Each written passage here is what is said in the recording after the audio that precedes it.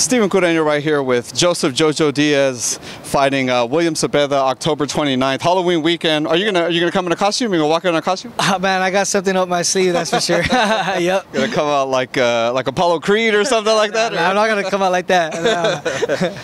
Man, it's a big fight at 135. You're getting some big fights at 135. Tough schedule. Your last two fights, Devin Haney, obviously, and then now William Zepeda. Man, why is it that kind of you still going after the top after a loss? Like a lot of people take, an easier fight coming off a loss. Oh, because I don't want to do that, man. And I feel like in my career and in my life right now, I don't need to be taking, life fights.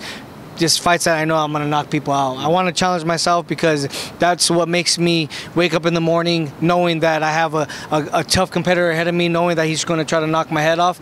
It motivates me a little more. I mean, if I fight a guy that is knowing that I'm going to knock him out, I'm not going to be training as hard. I'm not going to be as focused. I'm not going to be as determined. Now that I have a guy that is 26-0 with 23 knockouts, I know that it's going to be a more competitive fight. So it makes me more hungry. It makes me more motivated.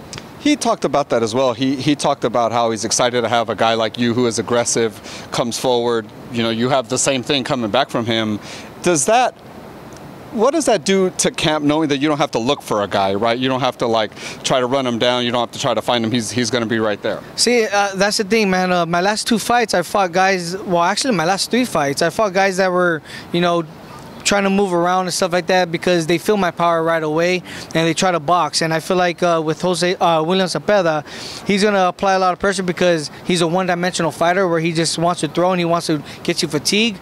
But he has a whole arsenal coming with me, man. I'm going to be able to not only try to chase him around because he's just going to be there. It's just going to be an all-out war, and it's going to be whoever lands the best shot first. And I think that with my experience and with my speed and my timing, my accuracy, my power, it's going to be I wouldn't say a short night, but it's going to be a good night for me.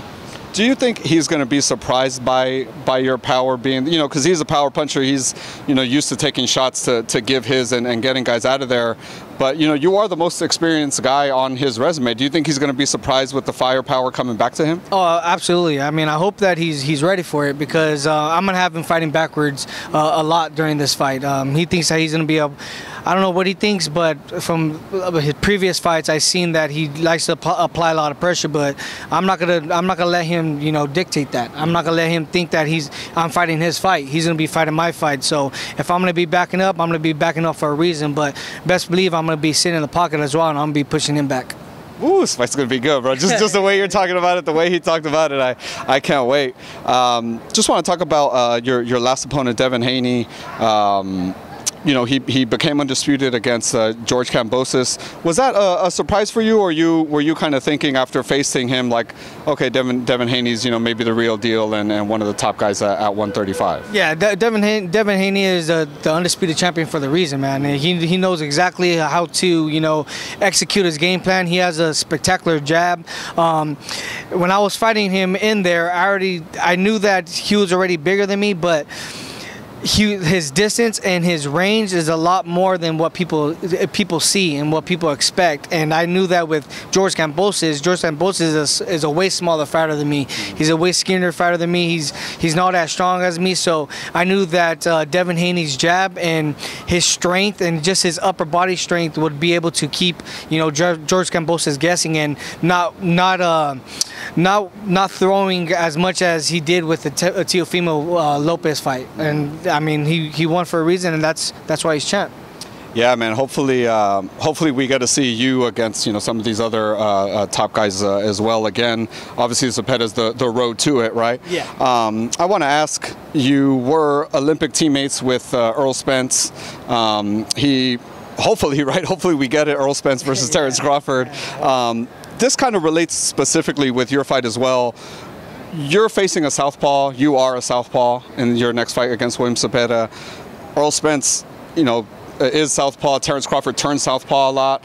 How does the southpaw and southpaw battle play out between those two guys? I think the southpaw battle plays out. It's a tough fight, man. I think that Terence Crawford has a lot more to see and has to do a lot more to adapt. I feel like Errol Spence is a bigger fighter and he's going to be applying a lot of pressure, and he's not going to beat Terrence Crawford is not going to be able to land those quick little shots that he's able to land with the smaller guys, because Errol Spence is a big 147 pounder. So I think it's a 50-50 fight, but I do give the edge to Errol Spence, given the fact that he applies more pressure and given the fact that he's a little more tighter with his offense, and his defense is pretty good as well. So I just think that he's just going to, you know, overwhelm him and keep on just applying that pressure where Terrence Crawford is not going to be able to land that good counter shot. So you think Terrence, because he's kind of moving up to welterweight, having had to move up to welterweight,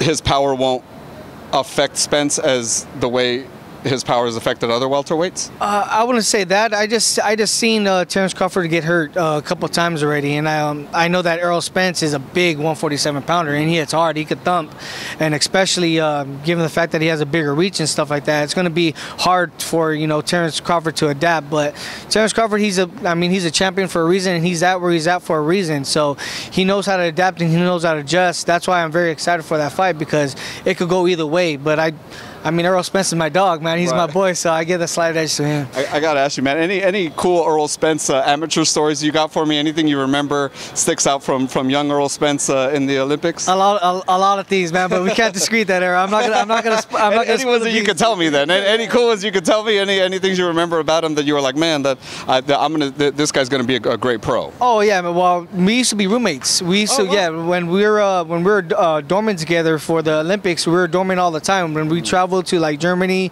he would be my roommate. We would travel to Italy, he would be my roommate. Even at the Colorado Springs, the Olympic Training Center, he was my roommate too. So the thing that I can say is he's very, very competitive. And if he knows that you're outworking him, then he wants to outwork you the next day, and he wants to try to beat you the next day and stuff. So that competitiveness is always there, and it always has been. Do you ever beat him any board games or anything while you're in the room? Do you ever? Yeah, I used to bust his ass in 2K all the time. I used to bust that 2K. Yeah, 2K. Yeah. So then I used to bust his ass in 2K, and then he used to be like, "Man, let's take it to the real courts." So I used to go to the courts with him, and he used to bomb me up then. That's awesome, man.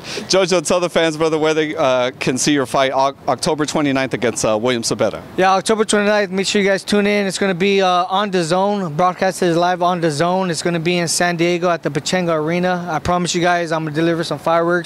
It's spooky season. It's going to be Halloween season, so make sure you guys come out and see a great night of fights. And stay tuned for the costume. Oh yeah, stay tuned. Yeah, stay tuned. I got something up my sleeve for sure, so it's going to be good. Thank you, brother. Appreciate you, man. Thank you, man. Thank you, man. Always.